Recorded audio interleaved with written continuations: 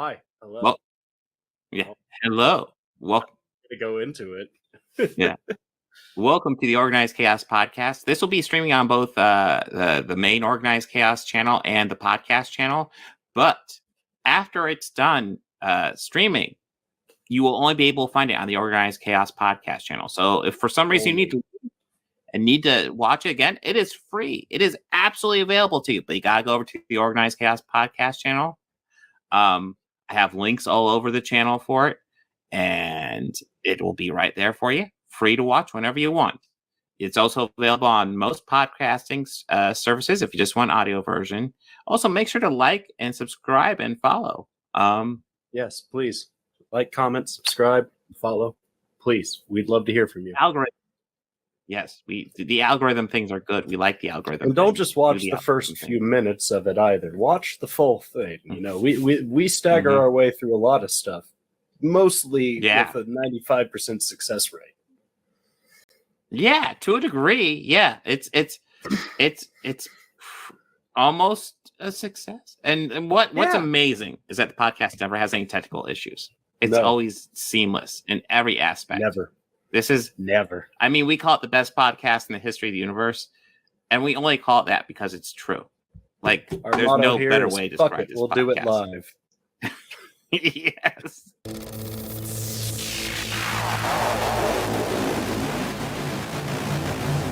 You want to get nuts? Let's get nuts.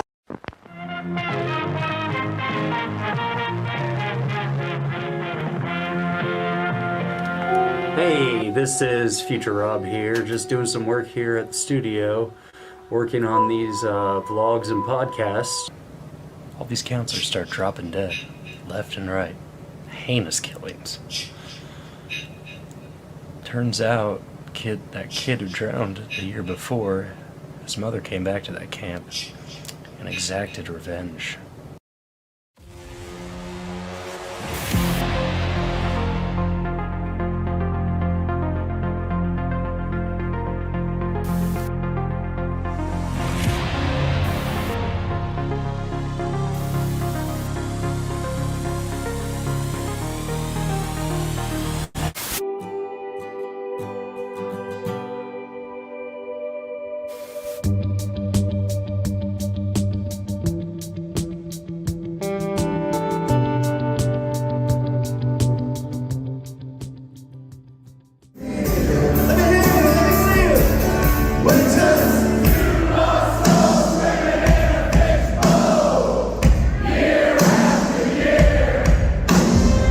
Choose this path, but I will follow it. Where next? The two rivers. The old blood runs deep in those mountains. Let's hope it's prepared them for what's coming. The Dark One is waking. Would not be looking for such a man. It would be dangerous for you. Men like him would think that.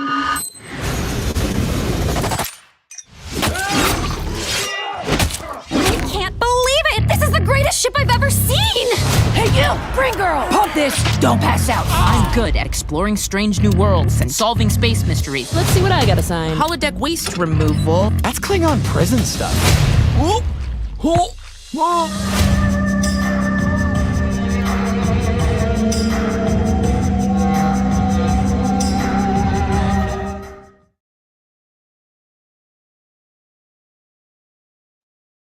Hello. Hello, people. Hello. Sometimes I'll just shove you up there. Just yeah. What happens? you think I'm not paying attention. Yeah. Just boom, you're on. Boom. I was actually looking something up, and I think I might have found a fact about Jonathan Frakes that you might not know. Ooh. Now, I know that you're a writer. He seems pretty cool, so let's see. Okay, yeah. So you are aware he's a musician, correct? It seems vaguely familiar. Like he plays. I'm not super familiar with it, but yeah. Plays a trombone. I assume. That's what I was guessing because that's what Riker did. Yeah. So, I guess at some point in like the early '90s, like '92, maybe '93.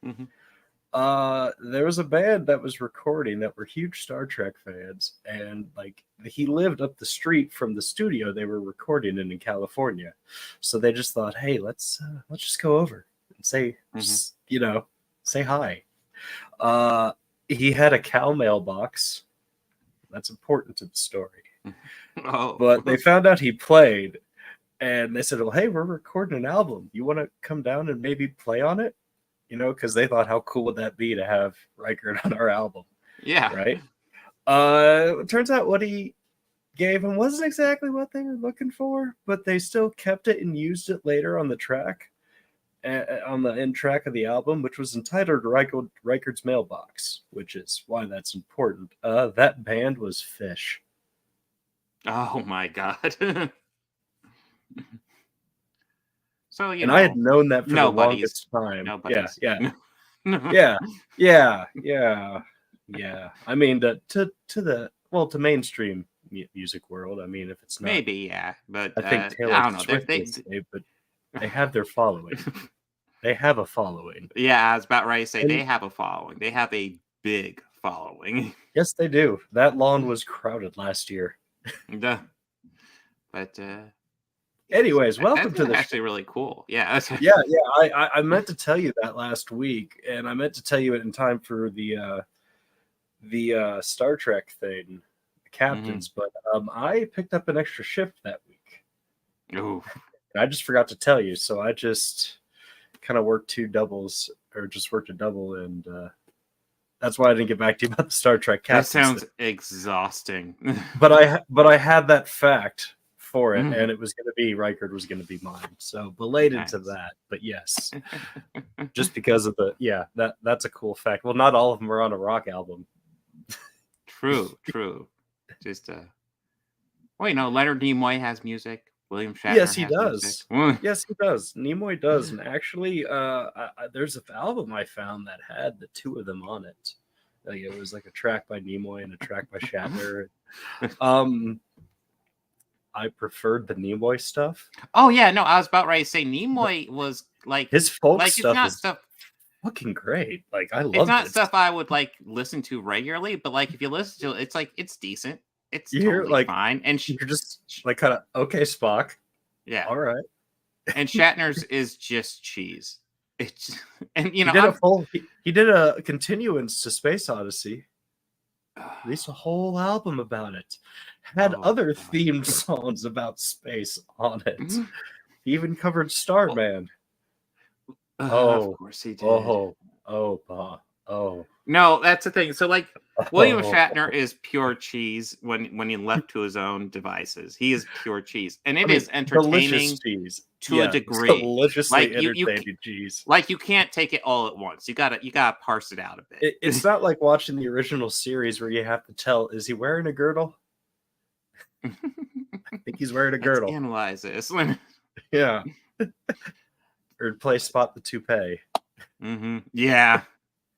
Well, the toupee was pretty obvious later because all of a sudden for the movies, his hair became curly, which is something that naturally happens as you get older, right? Yeah, regression. Your hair gets curlier as you get older. Yeah, that's a thing. Yeah. We don't have we do have Star Trek Day. We have Lower Decks. What am I thinking? Yeah, we do. Yeah, we got Lower Decks. That's going to be at the end of the show. There was actually an episode where they mentioned Reichert, which reminded me of it while I was watching it today. Yes, but we'll get an into episode of Lower Decks that mentions previous Star Trek canon. That might be the only example of that. Well, they said Reichert, and that reminded me of like, fuck, I meant to tell him that last week. Yeah, but yeah. I was gonna just send it to you as the track by itself and go, there's a reason for the spelling in the title. Nice. But yes. But, we got Lower Decks season 1. We got Equalizer 2. Yes. And we got the first half of Wheel of Time season 1, which you could call it the first half. Yeah. Yeah, we listen, I have thoughts on that. Okay. Yeah, we'll get to it. But yeah, I guess I don't have too much to say, but I think it's worth noting Trump has a mugshot. I don't know if anybody's seen it. It does exist. I know it just spread all over the internet like wildfire. We don't have it prepared, but Yeah, I mean, well, I have a dozen meme versions on my phone. dude, like that I was thinking about covering on my live stream, but then it just spread over the internet like wildfire, and it's like I don't even know what to say at this there point. were so many.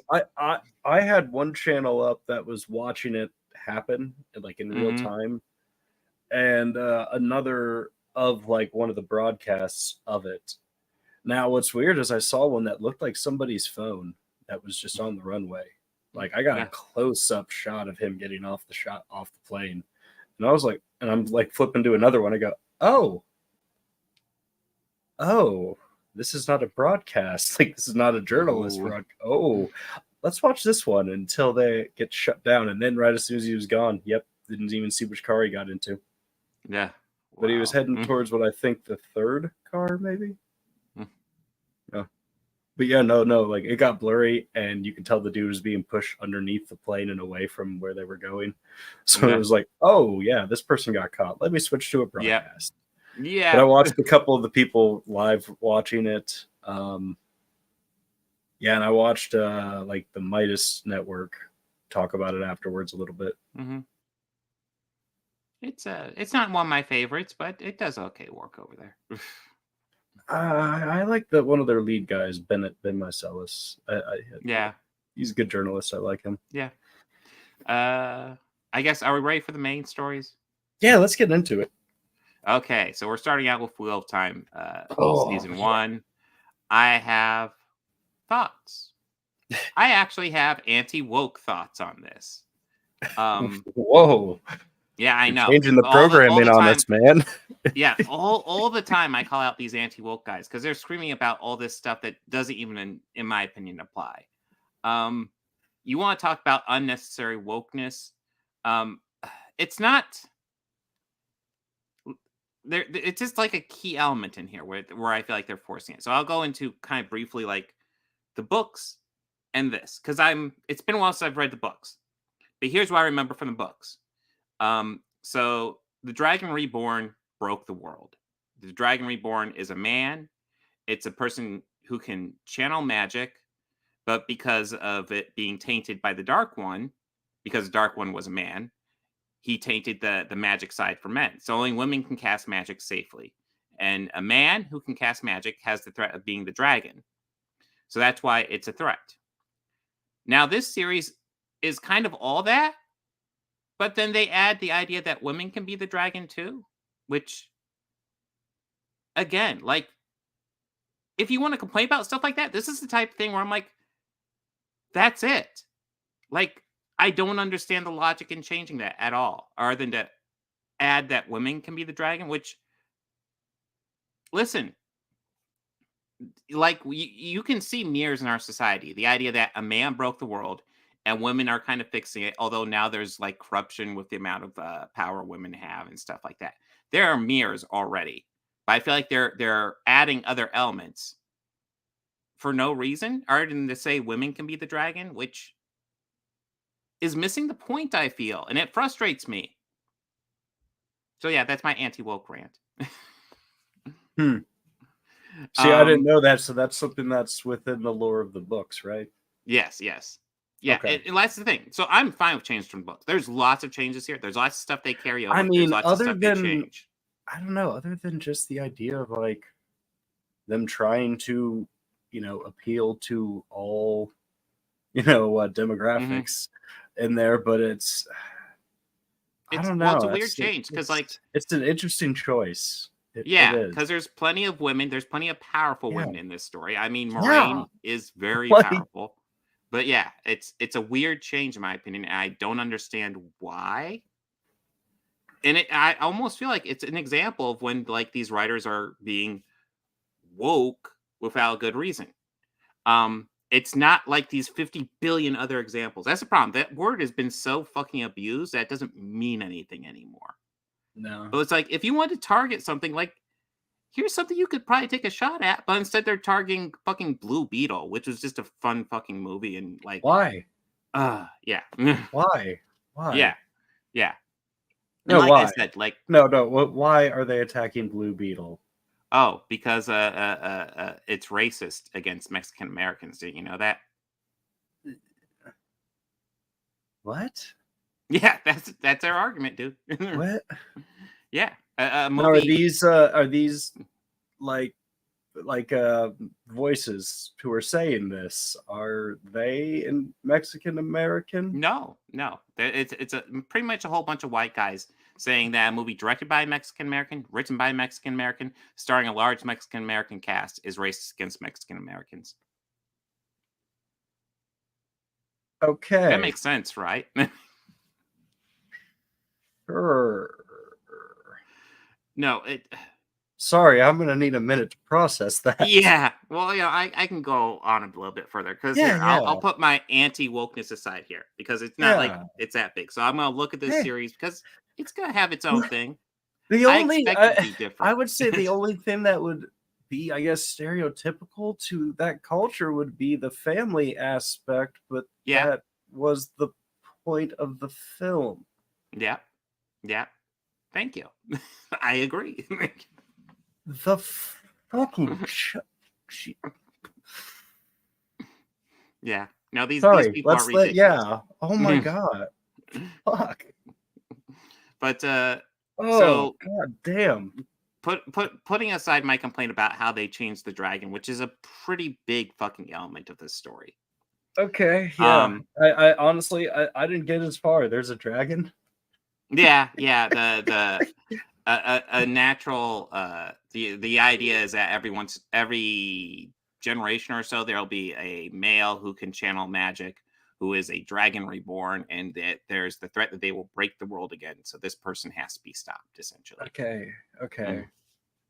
See, I didn't get that at all. Like it, like we were talking a bit before. I don't mean just kind of steer it back to the show a little. Yeah. Like I had a hard time getting into this, and I went in completely blind understandable. to Yeah. it, and it almost kind of felt more like I didn't do the required reading before class. You see, So and that I was feeling like, okay, what? Wait, who the fuck are these people? Like, what? Yeah. It's actually interesting to know that, Reed, because like knowing the background story, I caught up fairly quickly. Well, But like if you don't know, yeah.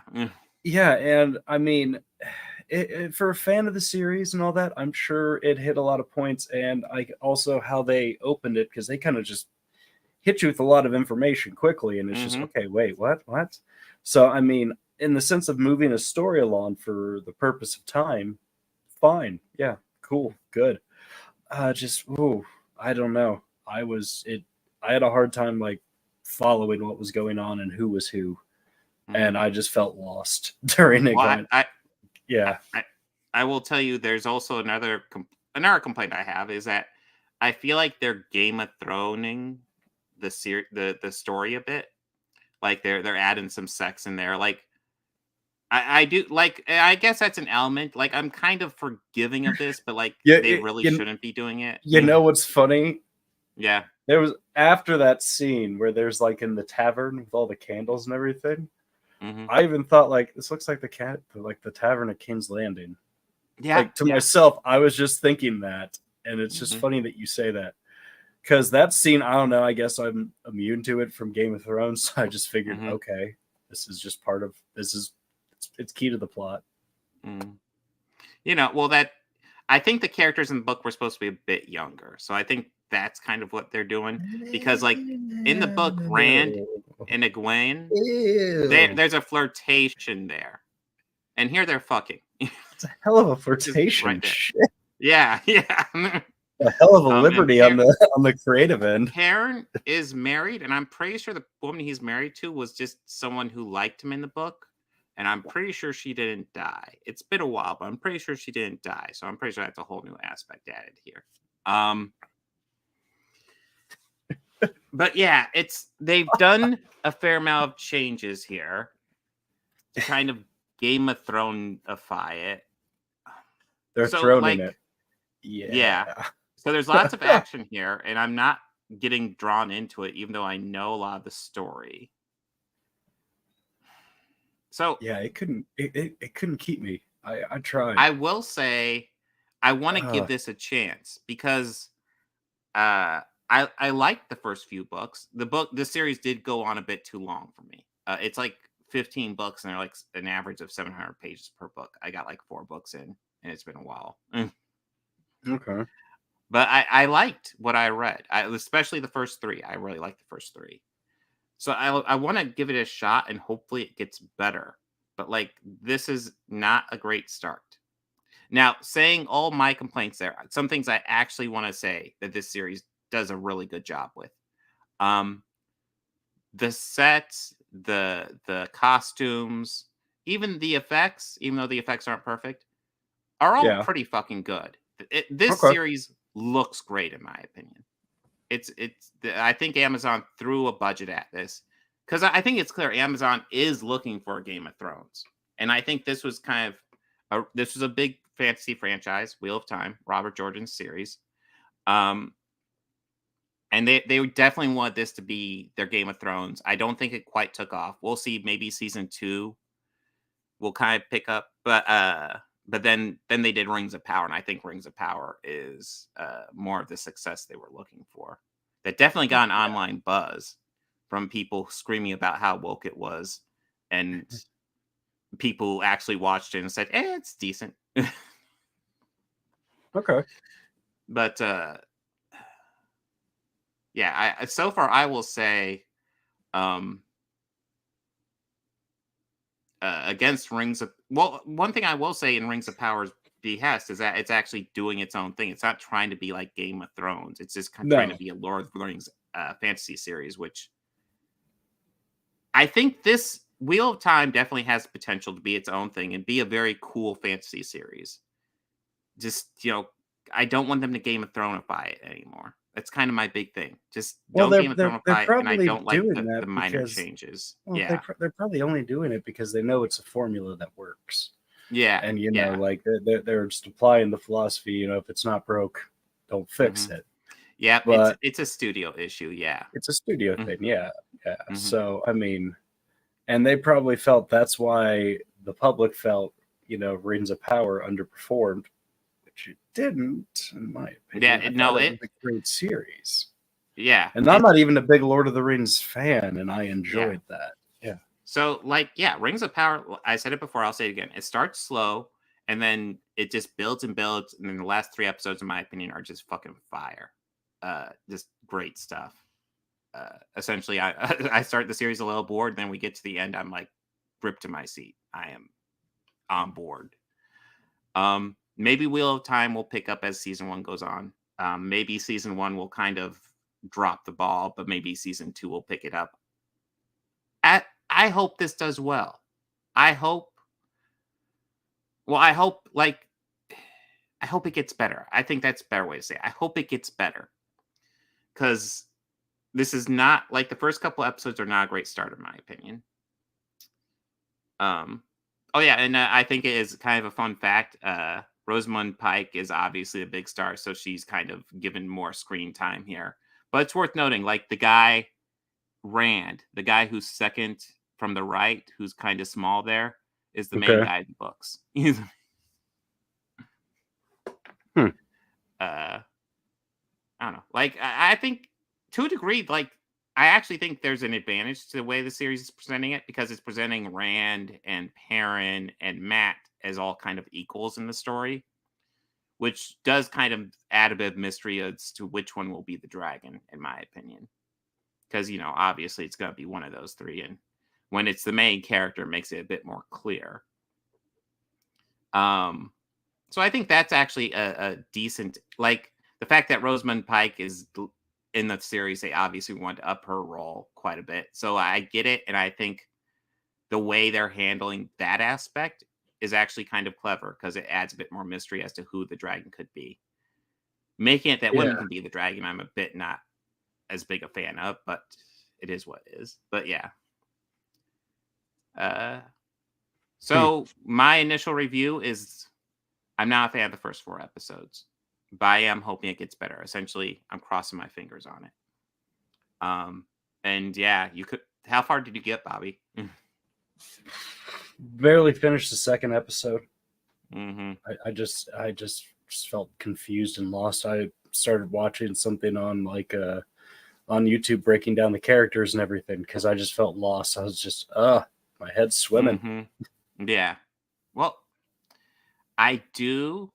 Like I said, I want this to get better. I think that there's changes happening to this series that are obvious. It's probably studio mandates. Now that we've had time to kind of discuss it, that's why I feel like they're mandating things that really shouldn't be mandated. They should let the showrunners kind of do their own thing. Because, like I said, this is a beautiful looking series. I think the actors are doing a pretty good job. Let's let the series do its own thing. Let's not, do the Game of Thrones things because they're very different stories. Because Game of Thrones was all about like intrigue and murder and all this background stuff. Wheel of Time was a more traditional story. It's more traditional, chosen one rising to fight the dark one type story. And Right. don't treat them like they're the same thing. They're not. But yeah, this is like I said, not a fan of the first 4 episodes. I hope it gets better. Season 2 is coming out. We'll see how it goes. But yeah, anything you want to add, Bobby? Are you ready for Equalizer? Let's talk about Equalizer. Yeah. Equalizer. Okay, Equalizer 2. This is a movie. Like I did my review for the Sandusky Register back when this came out. So god damn it, that was 5 years ago. And my review was essentially, this was fine, not as good as the first one. And upon rewatching it, I kind of feel the same way. Like, this isn't bad per se, but doesn't thrill me. What are your thoughts, Bobby? I like this one. Okay. I did. I thought the story wasn't as good, wasn't as strong as the first one. I'll agree with you there. But I still think the finale was better finale than the first one. I have mixed feelings about the finale. Actually, I like the setting here. Yeah, because the final action set piece is it's essentially this town that's been evacuated because of hurricanes coming. So it's super windy, empty town. I think that's pretty fucking cool looking. That being said, I kind of wish they had done a bit more with it. I think the Home Depot ending in the first one, I feel like, is less creative, but they do more with it, if that makes sense.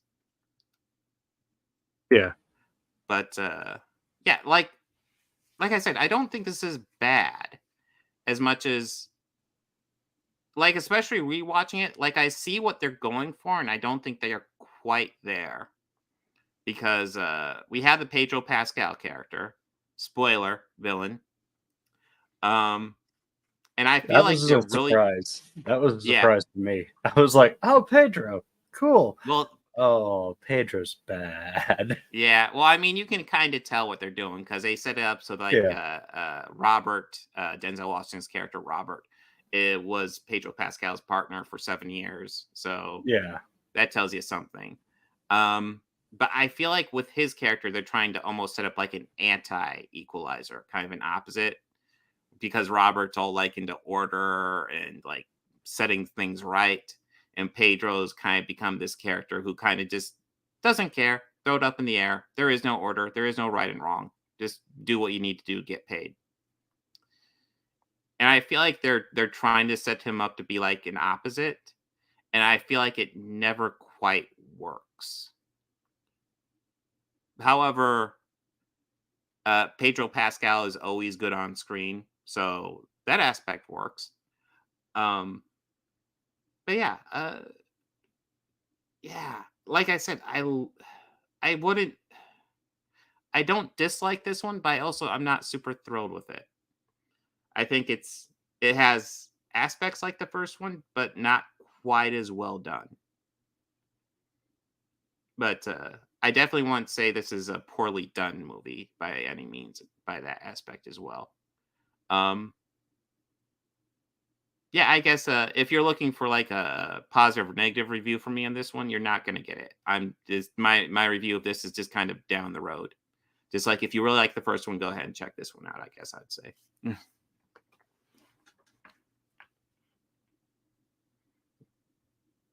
trying to think. I don't know how much more I have to add. I kind of liked this one a lot. I thought the cold open was kind of great. Really great. I enjoyed that. Yeah. I'm kind of curious though, like, so those guys they didn't have any friends or anything? Like the guys on the train, that problem's just done. What about the guys in the hotel? What about the guys in the apartment? I mean, like, unless that big dude with the knife was, there to take exact revenge, but I don't think that's possible because the only guy he left alive he broke his other hand, and he didn't look like the type to exact revenge. Yeah. This one was a lot. I don't know. I did like this one, but not. Yeah.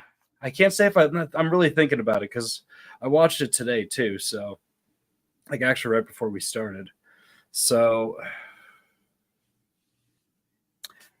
yeah, the story wasn't as strong, but it was pretty much just Denzel kicking ass through most of it. Yeah, and that works. I will say. Yeah. Denzel Washington action hero is something I never knew I needed in my life, but it works well. Yeah. Yeah. Denzel Washington action hero with massive OCD, just an absurd amount of OCD. Well, yeah, I did like the moment when he went up into that apartment and that guy thought he was doing a power move by locking the door with him in there. Yeah. I mean, I'm watching him go there. Do this? And then hearing that, and I'm just going, "Oh, you could have just paid the man." And, well, no, now when they do shit like that, it kind of reminds me of that line in Watchmen. It's like, dude, I'm not locked in here with you. You're locked in here with me. Oh man! See, I was just watching it going, like, see, that's your first mistake right there. You didn't lock him out. Yeah, you didn't lock him out. You locked him in there with you. Yeah. Now you're trapped. You actually want him out of there. You don't want him in there with you. I would be politely holding the door for that gentleman. When you are screaming for help, they won't be able to help you because you locked the door. No, man. So what didn't you like about the end finale? Oh, I just kind of want there to be a bit more done with the. I like the setup. I just want there to do a bit more with it. Yeah, like I love the deserted hurricane town. And I thought that was cool. I thought that was cool. Like I thought it was really cool. Oh, I agree. They played around with it well enough, but I mean, with Pedro being up in that like almost lighthouse watchtower. You can only do so much unless it's like they're inland with the town. Yeah. So yeah, I mean, with what they did, they worked. But I mean, I knew how it was going to end. I knew just going to sneak up right behind him and just end it. I also like that the river the ocean just took him away. Yeah, that I did like that. Yeah. I will also bring up one scene that I thought worked extremely well. Was the scene where the kid was in that little hidden room in Robert's place. Essentially, Pedro and his goons break into Robert's place when he's not there. But there's a kid who Robert's befriended, who is stopping by his place because they become friends, and he does that. And he, Robert knows not to hang out at his place, but the kid calls him and says, "Hey, I'm hanging out here." And he's like, "The fuck, hide. People are coming, hide." And I thought that scene was fairly tense, and I thought that worked out very well. Like I said, I don't think this is bad per se. It also doesn't thrill me. Yeah, for me, this movie's kind of a toss-up. It's okay. Yeah. I would never call it bad. I just don't know if I'd quite recommend it. But like I said, if you really love the first one, probably go ahead and give this one a watch. Oh yeah, you'll enjoy this one. Yeah, it's kind of like it's almost like the Death Wish movies. Like if you enjoy the first Death Wish with Charles Bronson, you'll enjoy 2 and 3. Yeah. You won't enjoy 4 and 5 as much. 2 and 3, well, 2, it's really good, and 3 is just campy. I'm hoping this third Equalizer is going to follow the same trend and just be super campy. Like Denzel's going to look into the camera and say one-liners and wink. Like, yeah, it needs to open with an action scene. He just looked at the camera. You just got equalized. It's like, like I hope it's super campy. I mean, there's two ways to take it. Like, camp. Like, I doubt they'll take it campy. That being said, you can have fun with campy. It depends how far. I think that they might close out the series. They might. Mm-hmm. I don't think that's they're what gonna, I assume as well. Like he might die just of like injury. Or come out completely unscathed again. Yeah, yeah. That's kind of that is one complaint I kind of do have. Like really, yeah. Like he gets minor grazes, but like nothing significant. Like I actually like the way they were setting up Pedro Pascal. I thought he would be more of a threat, but like once he got to the fight, like I guess Pedro probably did more damage to him than your average goon, but like not much. Like he cut his knee a little. He got a scrape on him, and then like Robert just fucking destroys him. Alex Lemon's in the chat. He said he asked a favorite Denzel movie. Favorite Denzel movie? That's an excellent question. Yeah. Okay, I'm IMDbing this because I'm trying to remember all the movies he's done. He's done Manchurian Candidate is good. That is a good one. The remake of Manchurian Candidate with Denzel was actually very good.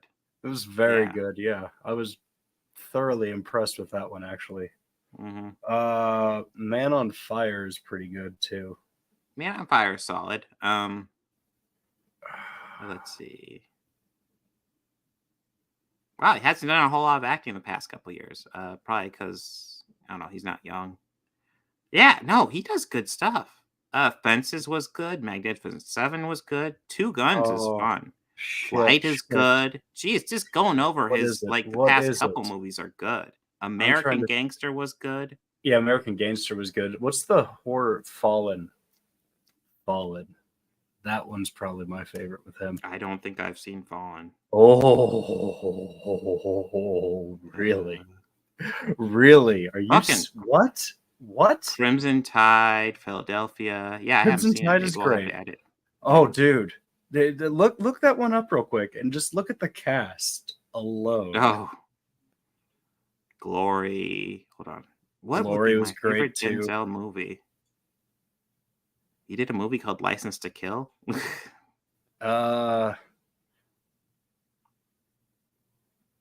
not James Bond. It's not. No, I didn't think it would be. I'm just. Yes, okay. Like I'm just how about okay. The Siege? God, what would be my favorite? Let's see. American Gangster is really good.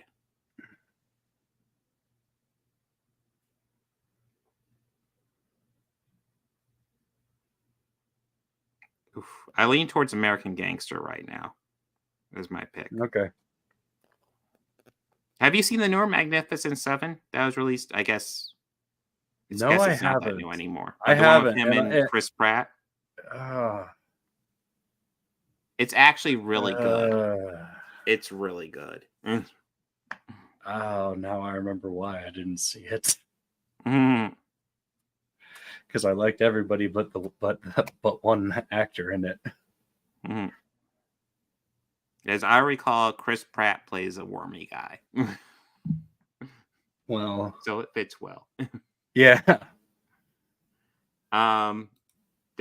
Oh yeah, Denzel makes any movie better by a factor of 5 just by being absolutely. Yes. Denzel Washington is one of those guys. He has that it factor for stars, and he also happens to be a fucking amazing actor who can pretty much do anything. Oh, so yes. Who should Denzel or who should Washington play in the MCU?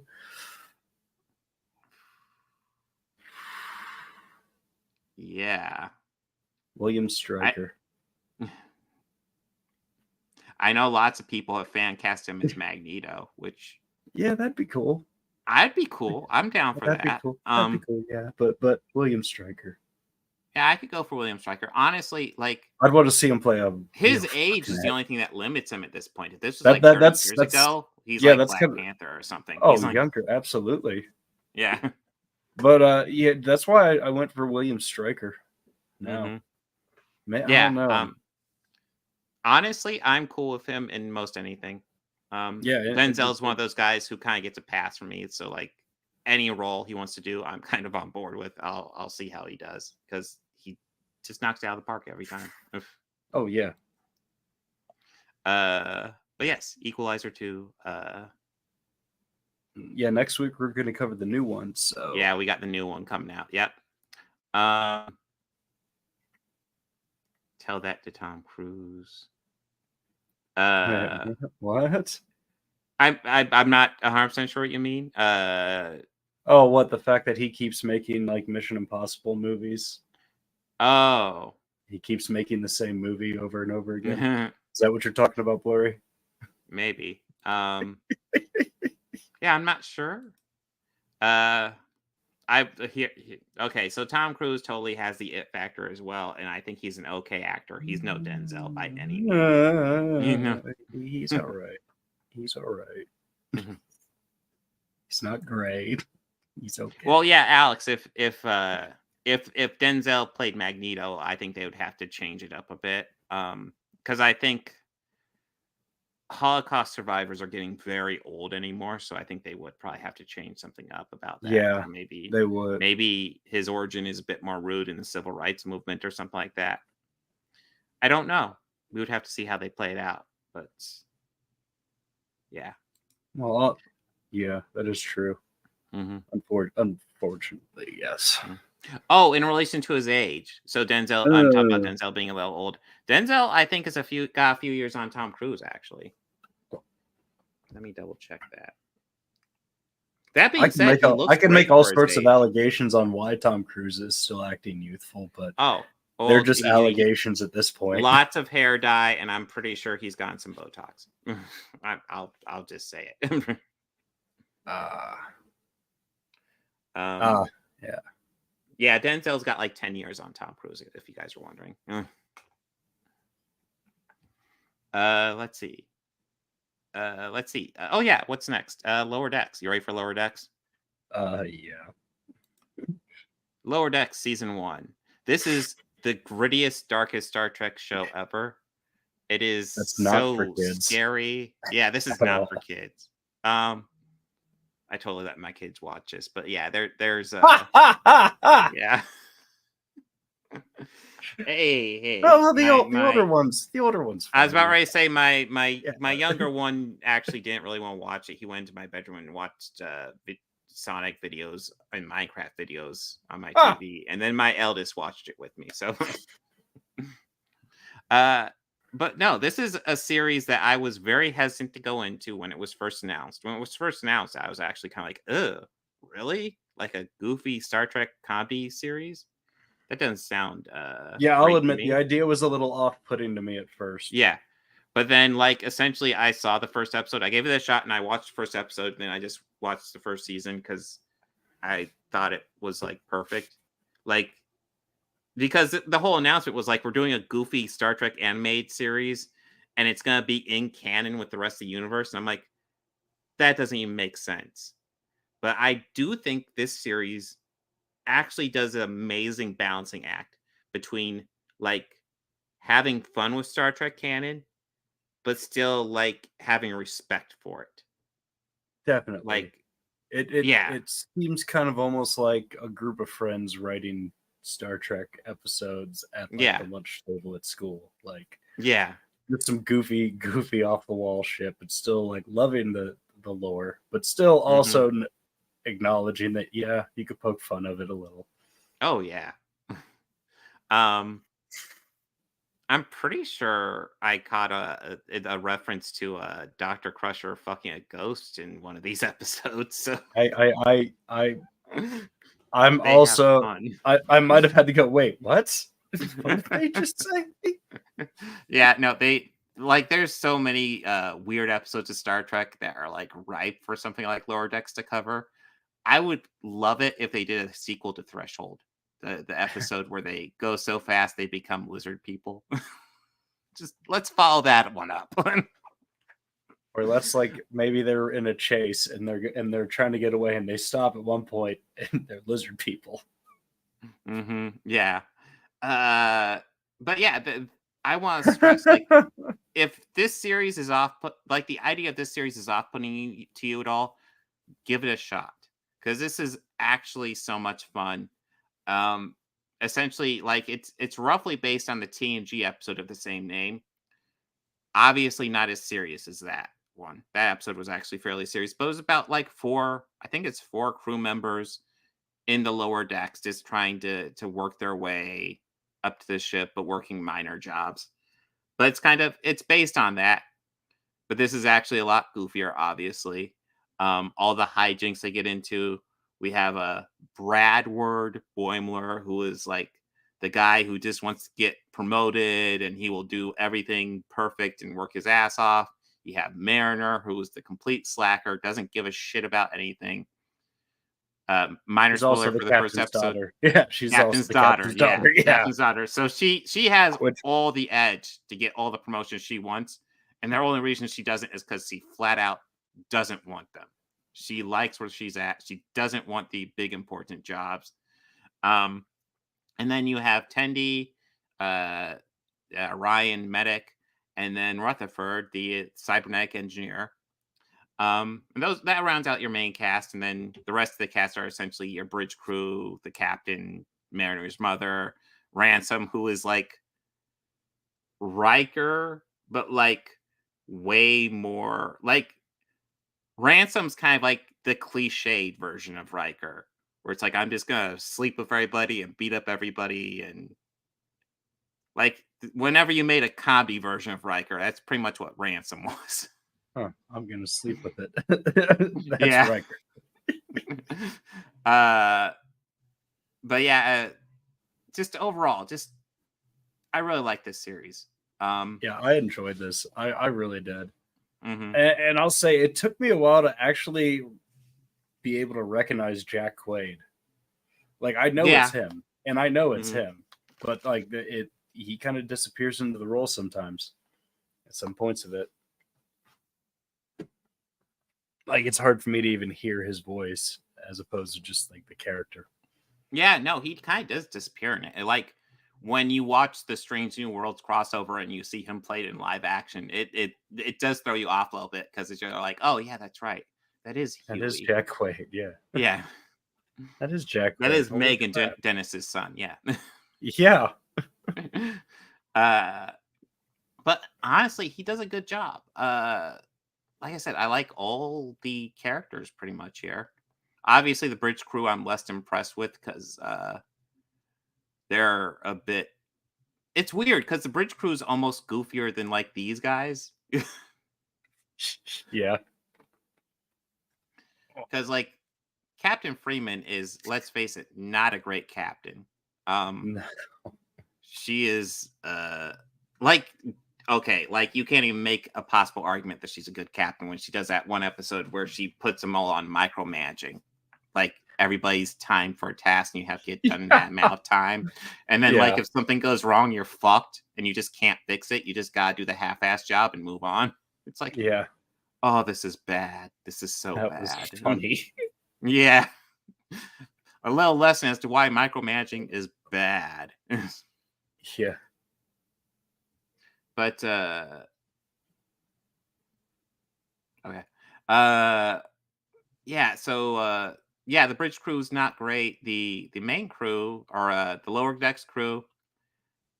Honestly, Rutherford and Tendi seem pretty good. And obviously Brad is probably decent and Mariner could be excellent. That's the thing. Like Mariner seems like she could probably be the best one of the bunch.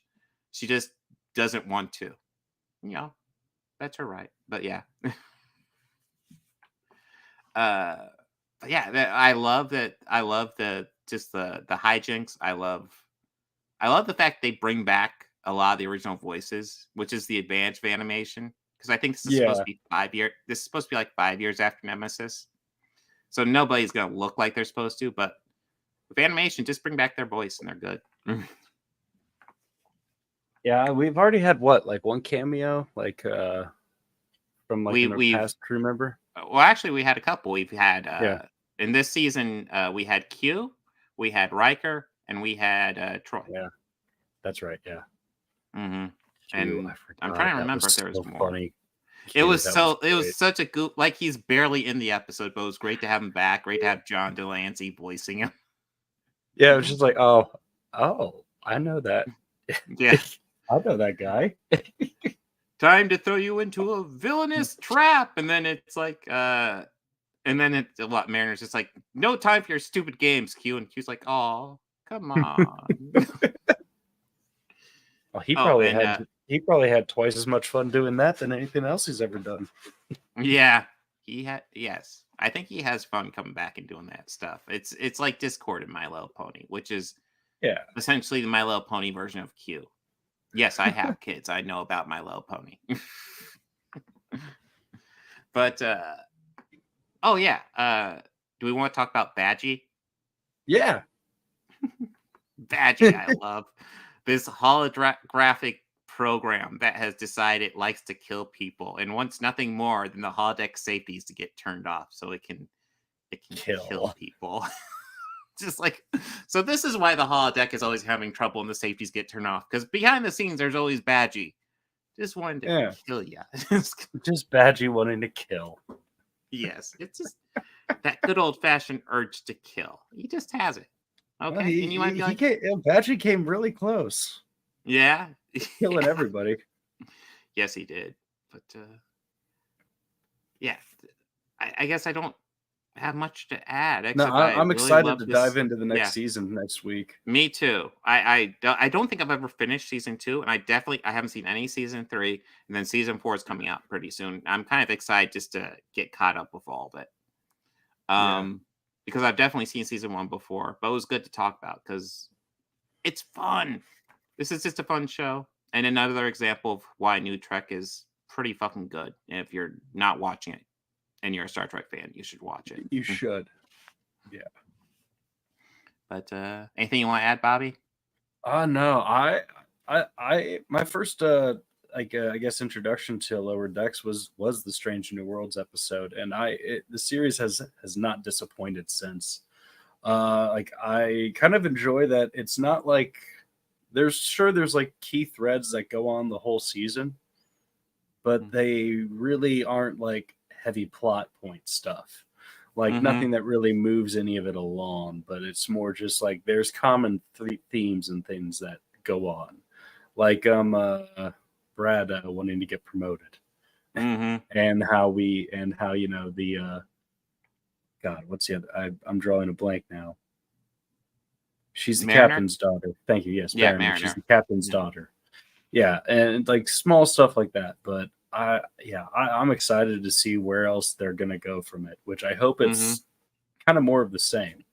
Yeah, honestly, this is a series yeah. I could keep on going. More of the same. I'm all game for. Just I'm kind of goofy happy hijinks with fun cameos. Yeah, kind of just like almost a love letter to Star Trek in a way.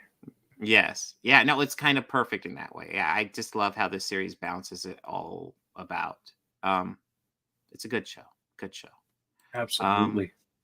So what do we have on the docket next week? Want to say Wheel of Time? Yeah, I think it's Wheel of Time. The rest of And season then- 1. And then, Murder on the Orient Express, which I haven't looked to see if that's streaming anywhere. I think it might be though. It's the Kenneth Branagh one, and then Equalizer 3.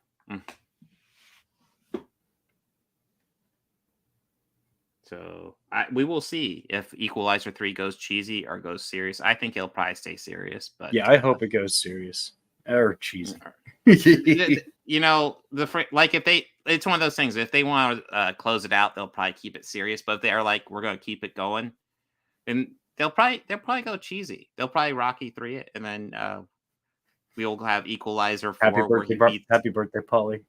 Yeah, and then we'll have Equalizer 4 where he has to end all hostility with Russia. It'll be great. Yeah, it'll be great. Single-handedly win the Second Cold War. Yeah, Just like but Rocky. oh yeah. So if you're watching on my channel or Organized Chaos podcast channel or Bobby Core's channel, go to anybody else, all those other channels, and make sure to Yeah. subscribe. Hit the Yes. like button, smash that bell icon. Organized Chaos podcast, Bobby Quarters. And Get Bob all three of Quarters. them in there. All Yeah. three.